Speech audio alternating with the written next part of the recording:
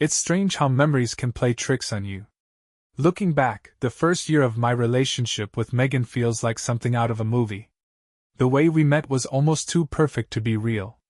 It was one of those random moments that seem insignificant at the time but change everything. I was grabbing coffee at a small shop downtown, and she was ahead of me in line, fumbling with her wallet.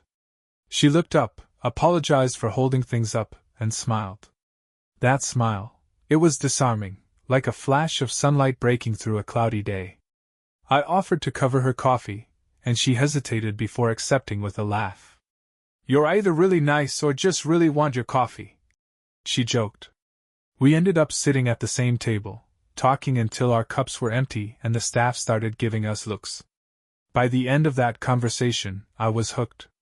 Megan had this way of making you feel like the only person in the room, like every word you said mattered. I'd never met anyone like her. Over the next 3 years, we built a life together. Megan was thoughtful, ambitious, and kind. She worked as a graphic designer, pouring her creativity into every project, while I worked in marketing. We complemented each other in ways that felt natural, easy. She pushed me to be more spontaneous, and I grounded her when life got overwhelming. We spent weekends exploring new hiking trails, trying out weird recipes, and binge-watching shows neither of us had time for during the week. We even started talking about moving in together, and though marriage was a distant idea, it wasn't off the table. I thought we were on the same page.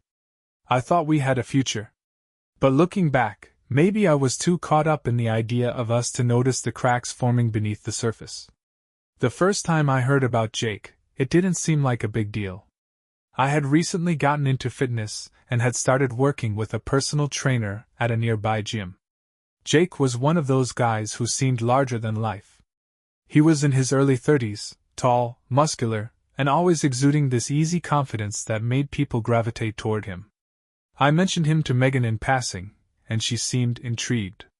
"Maybe I should get a trainer too," she said one evening as we sat on the couch, eating takeout. "It might be fun, and you're always talking about how much better you feel since you started." I didn't think twice about it. If anything, I was excited for her to join me at the gym. It felt like one more thing we could share. So, I introduced her to Jake.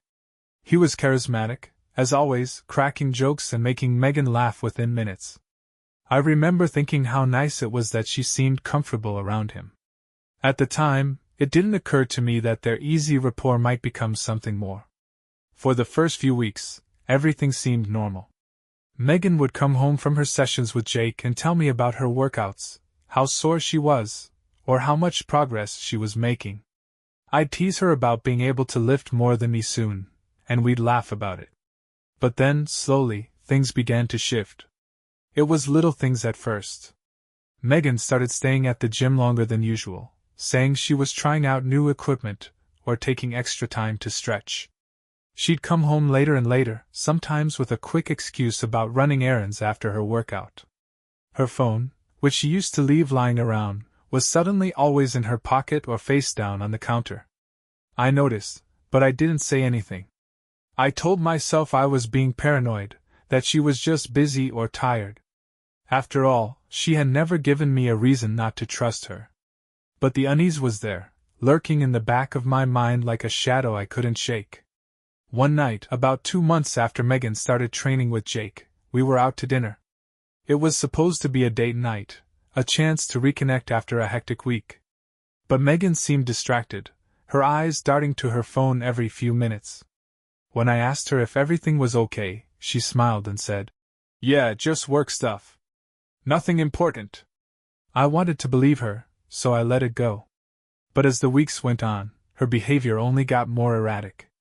She'd get defensive if I asked about her day, brushing off my questions with vague answers. She'd laugh at texts she wouldn't explain and started spending more time with friends I'd never heard of before. It felt like there was a wall between us, one I didn't know how to break down. Then came the night that finally made me question everything. We were sitting on the couch, watching a movie. Megan's phone buzzed, and she picked it up quickly, her expression shifting as she read the message. She glanced at me, then stood up. "I'm just going to grab some water." she said, heading to the kitchen. Something about the way she said it didn't sit right with me. I waited a few moments, then followed her. She was standing by the sink, her back to me, typing furiously on her phone. When I asked who she was texting, she jumped, nearly dropping the phone. "Just a friend," she said, slipping the phone into her pocket. Her voice was light, but there was a tension in her posture that set my nerves on edge. I wanted to believe her. God, I wanted to believe her. But for the first time, I couldn't ignore the sinking feeling in my gut. That night, as Megan slept beside me, I lay awake staring at the ceiling. The doubts I'd been suppressing for weeks came rushing to the surface. Was I imagining things, or was something really going on? I thought about confronting her, but what would I even say? I had no proof, just a nagging sense that something was wrong. Eventually, exhaustion overtook me, and I drifted into a restless sleep. But the unease stayed with me, gnawing at the edges of my mind. Deep down, I think I already knew the truth. I just wasn't ready to face it yet. In hindsight, there were so many signs I missed. So many moments where I could have asked the hard questions, pressed for real answers. But I didn't. I told myself I was being a good partner, trusting Megan, giving her space. I didn't want to be the jealous boyfriend, the guy who snooped or accused without reason. But maybe I should have. Maybe then, I wouldn't have been blindsided by what came next. For now, though, all I could do was wait and hope that the growing distance between us was just a phase, something we'd work through together. After all, we loved each other. That had to count for something, right? The uneasy feeling in my gut didn't go away. If anything, it grew stronger with each passing week. I tried to brush it off, telling myself I was imagining things, but the cracks in our relationship were becoming harder to ignore. Megan's behavior had changed, and no amount of self-reassurance could explain it away. It started with the little things, the kind of things that seem insignificant on their own but add up over time. Megan had always been open with her phone. She'd leave it lying around the apartment, unlocked, and never seemed to care if I glanced at it. But now, her phone was always within arm's reach, face down on the table or tucked away in her pocket. She started putting it on silent, claiming she didn't want to be disturbed. At first, I didn't think much of it. People's habits change, right? But then there were the late nights at the gym. Megan's workouts with Jake had gone from twice a week to almost daily. She'd leave the apartment around 6, and sometimes wouldn't come home until 10. When I asked her about it, she'd wave it off, saying she was staying late to stretch or trying out new routines Jake had recommended. I wanted to believe her, but her excuses felt too rehearsed, too convenient.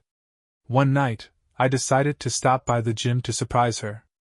I figured we could grab dinner after her session, maybe spend some time together. But when I got there, the place was almost empty. The receptionist, a bored-looking guy scrolling through his phone, told me the trainers had all left for the night. Megan wasn't there. When she came home later that evening, I didn't say anything. I told myself there had to be an explanation, that confronting her without proof would only make things worse. But the seed of doubt had been planted, and it was growing fast. Things between us became strained. I could feel the distance between us widening, like an invisible wall that neither of us could break through. Megan started spending more time on her appearance, buying new workout clothes and makeup she never used before. She'd leave the apartment smelling like perfume, something she'd never done for the gym before. When I asked her about it, she'd laugh it off. "Jake says it's important to feel confident," she'd say. "It's just part of the process." I tried to shake off my doubts. I didn't want to be the jealous, controlling boyfriend who questioned her every move. But the more I ignored my instincts, the more the tension grew. We'd sit in the same room, barely speaking. The silence was heavy, suffocating. Even when we did talk, it felt forced, like we were playing roles in a script neither of us believed in anymore. The turning point came one Saturday morning. Megan had left early for the gym, as usual, and I decided to clean the apartment. As I was tidying up the living room, I noticed her gym bag sitting by the door. It wasn't like Megan to forget something so essential, so I opened it, thinking she might have left her water bottle or headphones behind. Inside, I found a small, gift-wrapped box. Curious, I unwrapped it, revealing a gold bracelet with a delicate heart charm. It was beautiful, but it wasn't something I'd ever seen before. My heart sank as I turned it over and saw the engraving. To M with love. I sat there, staring at the bracelet, my mind racing. Who was it from? Was it a gift for her? Or worse, was it a gift she planned to give someone else? The doubts I'd been suppressing for weeks came rushing to the surface, threatening to overwhelm me. When Megan came home that afternoon, I didn't confront her right away. Instead, I watched her carefully, looking for any sign of guilt. She seemed cheerful, almost too cheerful, chatting about her workout and how Jake had introduced her to a new routine. I tried to act normal, but inside, I was unraveling. Over the next few days, I started paying closer attention to everything Megan said and did. I noticed how she'd avoid direct eye contact when I asked about her workouts, how she changed the subject if I brought up Jake. She'd laugh at texts she wouldn't let me see, her phone always clutched tightly in her hand. One evening, while she was in the shower, I couldn't resist the urge to check her phone. It was locked, of course, but I knew her passcode. My hands were shaking as I unlocked it, half hoping I'd find nothing. But what I saw confirmed my worst fears. There were messages from Jake, dozens of them, filled with inside jokes and flirty comments. "Can't wait to see you tomorrow," one read. Another said, "Last night was amazing." My chest tightened as I scrolled through the messages, each one a dagger to the heart. It wasn't just flirting. There were pictures, too, selfies of them at the gym, laughing, smiling, looking far too comfortable together. I put the phone down, my mind spinning. Part of me wanted to confront her right then and there, to demand an explanation. But another part of me felt paralyzed, unable to process what I'd just seen. How had it come to this? How had the woman I loved, the woman I thought I'd spend my life with, betrayed me like this? The days that followed were a blur. I couldn't eat, couldn't sleep, couldn't focus on anything but the betrayal. Megan acted like everything was fine, like we were still the same couple we'd always been. But I knew better. I saw the lies in her smile, the deceit in her laughter. Finally, I couldn't take it anymore. One night, as we sat on the couch pretending to watch a movie, I turned to her and said, "Megan, is there something you want to tell me?" Her smile faltered, just for a moment, but it was enough. I saw the guilt flash across her face before she quickly recovered. "What do you mean?" she asked, her voice light, but there was a tremor in it. I stared at her, my heart pounding. "I know about you and Jake." The color drained from her face, and for a moment she looked like she might deny it.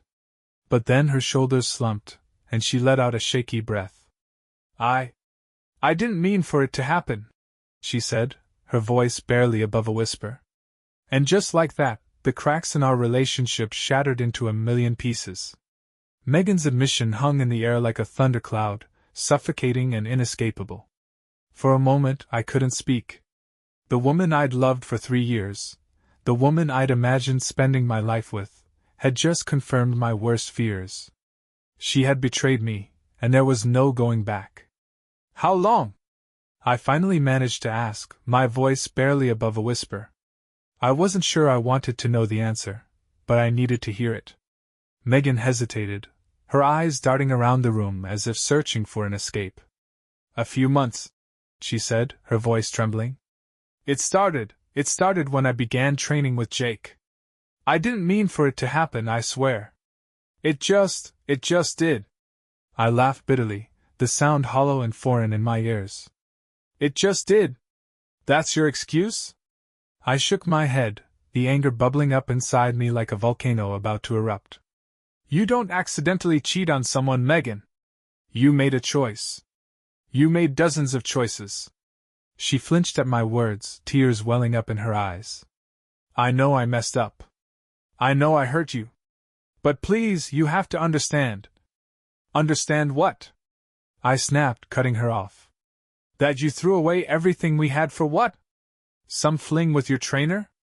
What exactly am I supposed to understand, Megan?" She didn't answer. Instead, she buried her face in her hands, her shoulders shaking as she sobbed. Part of me wanted to comfort her, to pull her into my arms and tell her everything would be okay. But another part of me, the part that felt like my chest had been ripped open and my heart stomped on, wanted nothing more than to walk away and never look back. The rest of the night was a blur. Megan tried to explain herself, but her words felt hollow, like she was reading from a script. She talked about how Jake made her feel seen, how he gave her the attention she felt she wasn't getting from me. She said it wasn't about me, that it was her own insecurities, her own flaws that led her down this path. But none of it mattered. None of it changed the fact that she had betrayed me. "I need you to leave," I said finally, my voice cold and emotionless. "Pack your things and go. I can't do this anymore." Megan's eyes widened in shock.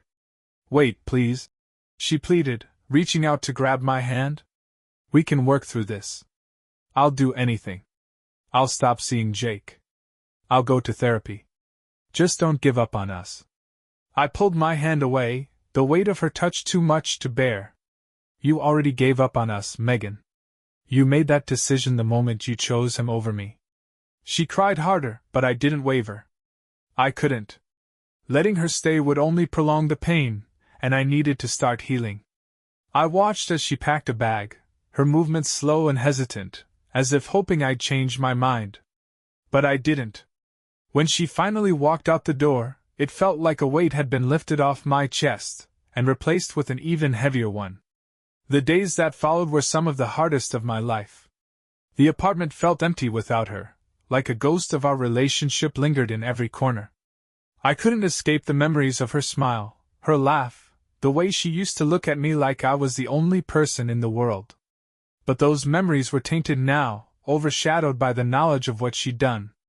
I threw myself into anything that could distract me. Work, the gym, hanging out with friends. I even started therapy, hoping it would help me process the whirlwind of emotions swirling inside me. Anger, sadness, betrayal, confusion. They all fought for dominance, leaving me exhausted and numb. One evening, about a week after Megan had left, I got a call from an unknown number. I almost didn't answer, but curiosity got the better of me. "Hello?" I said cautiously. "Hey, it's Jake," the voice on the other end said. My grip on the phone tightened, the sound of his name sending a jolt of anger through me. "What do you want?" I asked, my voice cold. He hesitated, and for a moment I thought he might hang up. But then he said, "I just wanted to say I'm sorry. For everything. I know I screwed up and I just needed to apologize." I didn't know what to say. Part of me wanted to tell him to go to hell, but another part of me was curious. Why was he calling me? What did he hope to accomplish? "I don't need your apology," I said finally. "You got what you wanted. Megan's all yours now." There was a long pause before he spoke again. "Actually, she's not. We broke up." His words hit me like a punch to the gut. Megan had left me for him, and now he was telling me it was over? The irony was almost too much to bear. "Why are you telling me this?" I asked, my voice filled with bitterness. "Because I thought you should know," he said. "And because I'm an idiot. I didn't realize what I was doing until it was too late. You didn't deserve any of this." I didn't respond. What could I say? His words felt meaningless, like trying to put a band-aid on a wound that would never fully heal. That night, I lay in bed, staring at the ceiling, Jake's words echoing in my mind. Megan had left me for him, and now she was alone. Was it karma? Or was it just another cruel twist in a story that seemed determined to break me? As much as I wanted to move on, I couldn't shake the feeling that this chapter of my life wasn't over yet.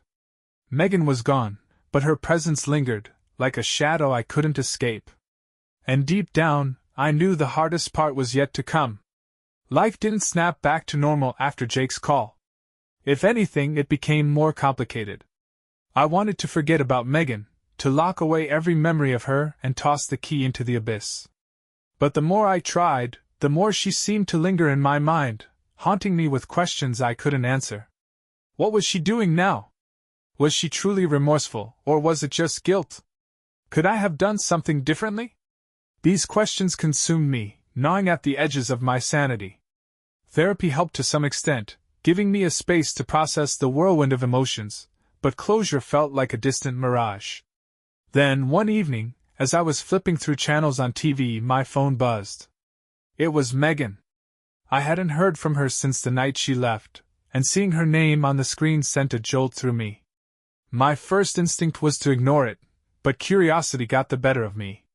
I picked up the phone, hesitating for a moment before answering. "Hello?"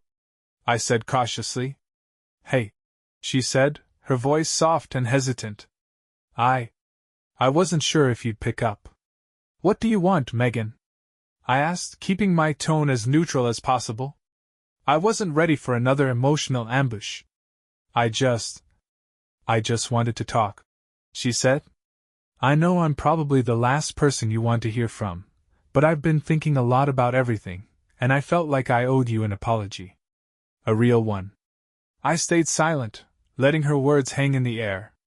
Part of me wanted to hang up, but another part, the part that still felt the sting of her betrayal, wanted to hear what she had to say. "I know I hurt you," she continued, "and I know I don't deserve your forgiveness. But I need you to know that I'm sorry. For everything. For lying, for cheating, for breaking us. I've been trying to figure out why I did what I did, and the truth is, I don't even know. I was selfish and stupid, and I ruined the best thing I ever had." Her voice cracked, and I could tell she was crying. It stirred something in me, pity, maybe, or nostalgia for the times when things were good between us. But it wasn't enough to erase the pain she'd caused.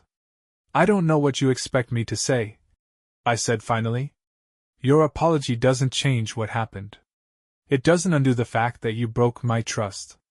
"I know," she said quickly. "I'm not asking for anything. I just needed you to hear me out. I needed you to know that I regret everything." After we hung up, I sat in silence, staring at the phone in my hand. Her words had reopened wounds I'd thought were beginning to heal. I felt like I was back at square one, questioning everything all over again. In the days that followed, I tried to move on. I threw myself into work, went out with friends, and kept up my therapy sessions. But Megan's voice lingered in my mind, her apology playing on a loop. Was she truly sorry, or was this just another attempt to manipulate me? And even if she was sincere, did it matter? Could I ever trust her again? One night, as I was lying in bed, staring at the ceiling, I got another call. This time, it wasn't Megan. It was Jake. "Hey," he said awkwardly when I answered. "I know this is weird, me calling you again, but I thought you should know something." "What is it?" I asked, my patience already wearing thin. "Megan reached out to me," he said. She wanted to talk about us. About what happened. I don't know what she's trying to do, but I figured you should know." I felt a pang of anger, though I wasn't sure if it was directed at Megan or Jake. "Why are you telling me this?" I asked. "Because I think she's trying to make amends," he said. "Or maybe she's just trying to ease her own guilt. I don't know. But I thought you deserved to know that she's not just reaching out to you. She's trying to fix things with everyone she's hurt." The next day, I received a letter in the mail. It was from Megan. I hesitated before opening it, unsure if I could handle more emotional turmoil. But curiosity won out, and I unfolded the paper, reading her words carefully. In the letter, she poured out her heart, admitting to her mistakes and detailing the regret that had consumed her since our breakup. She talked about how she'd lost herself, how she'd let her insecurities and fears drive her to make terrible decisions. She wrote about how she was working on herself, going to therapy, and trying to become a better person. And at the end, she wrote one line that stuck with me. "I don't expect you to forgive me, but I hope someday you'll remember the good times we shared and know that, despite everything, I loved you." That night, I sat on the balcony, the letter in one hand and a glass of whiskey in the other. The city lights stretched out before me, a sea of flickering stars that seemed as restless as my thoughts. Megan's words had stirred something deep within me, something I couldn't quite define. Was it forgiveness? Closure? Or just more questions? As I sat there, I realized I didn't have the answers. Maybe I never would. Life isn't a neat, tidy story with clear resolutions. It's messy and complicated, full of pain and joy, love and betrayal. And sometimes the best we can do is take it one day at a time, holding on to the hope that, eventually, the pieces will fall into place. But as I looked out at the city, the letter resting on my lap, one question lingered in my mind, refusing to let go. Was Megan's love ever real, or was it just another illusion in the web of lies she'd spun? The days following Megan's letter were some of the most introspective of my life. I found myself caught between two conflicting realities: the love we once shared and the betrayal that had shattered it. The letter, her words, and her voice, they all lingered in my mind like ghosts refusing to be exorcised. I'd read her letter so many times I practically had it memorized. Each line felt like it carried both an apology and an accusation, as though she was asking for forgiveness while also reminding me of what we had lost. Her words painted a picture of a woman broken by her own choices, a woman who claimed to have loved me despite her actions. But could I believe her? Or was I just being pulled back into a narrative I desperately needed to escape? I decided to visit the old coffee shop Megan and I used to frequent. It was one of those quiet places with mismatched furniture and the smell of fresh baked pastries. Sitting in the corner booth where we had spent countless mornings together, I tried to summon the memories of happier times. I could almost hear her laughter, see the way she'd stir her coffee absent-mindedly as we talked about everything and nothing. But the warmth of those memories was overshadowed by the cold reality of what had happened. A part of me wondered if she had ever truly been happy with me, or if she had been pretending all along. The thought was a knife to the chest, twisting deeper with each passing moment. But another part of me, a softer, more hopeful part, clung to the belief that what we had was real, at least for a time. That despite everything, there had been love between us. I decided to reach out to an old friend, someone who had known Megan and me during the early days of our relationship. Sarah was the kind of person who could see through the fog of emotions and offer a clear perspective. We met at a park, sitting on a bench as the autumn leaves fell around us. "You're torturing yourself," she said bluntly after I told her about the letter and the phone calls. "Megan made her choices. She hurt you. You don't owe her anything." "I know," I said, my voice barely above a whisper. "But what if she's really changed? What if she's genuinely sorry?" Sarah shook her head. "Even if she is, that doesn't erase what she did. Forgiveness doesn't mean you have to let her back into your life. Sometimes it's enough to forgive someone in your heart and move on." Her words made sense, but they didn't quiet the storm inside me. Could I forgive Megan without giving her another chance? Could I move on without knowing if her apology was sincere? One night, unable to sleep, I found myself scrolling through old photos on my phone. There we were, smiling at a beach, arms wrapped around each other. Another photo showed her blowing out candles on her birthday cake, my hand resting on her shoulder. The images felt like artifacts from another life, a life that no longer existed. In that moment, I realized that part of my struggle wasn't just about Megan. It was about me. About the person I had been with her, and the person I was now. Loving her had shaped me in ways I couldn't deny, but so had her betrayal. The pain she caused had forced me to grow, to confront my own vulnerabilities and learn how to stand on my own. The next morning, I sat down to write her a response. It wasn't an easy letter to write. I started and stopped countless times, unsure of what I wanted to say. Did I want to forgive her? Did I want to leave her with the same uncertainty she had left me with? In the end, I decided to be honest, not for her sake, but for mine. "Megan, I've read your letter more times than I can count. Your words have stayed with me, forcing me to confront feelings I tried to bury. I believe you when you say you're sorry, and I believe you're trying to become a better person. But your apology doesn't erase the past, and it doesn't change the fact that you broke my trust in a way that can never fully be repaired. I'm grateful for the good times we shared, but I've realized that holding on to those memories isn't helping me heal. I need to let go of the anger, the pain, and even the love I once felt for you. I wish you the best in your journey, but I can't be a part of it anymore. Take care. After sending the letter, I felt a strange sense of relief. It wasn't closure in the traditional sense. There were still questions I couldn't answer, feelings I couldn't fully untangle. But it was a step forward, a way to reclaim my narrative and start building a future unburdened by the past. As I stood on my balcony that evening, watching the city lights flicker like stars, I felt a quiet peace settle over me. Megan's chapter in my life was over, but her impact would remain, shaping the person I was becoming. And while I didn't have all the answers, I knew one thing for certain. Life is full of uncertainties, but sometimes the questions are more important than the answers. Leave a comment with your thoughts on the story. And subscribe to our channel so you don't miss new interesting stories. See you soon.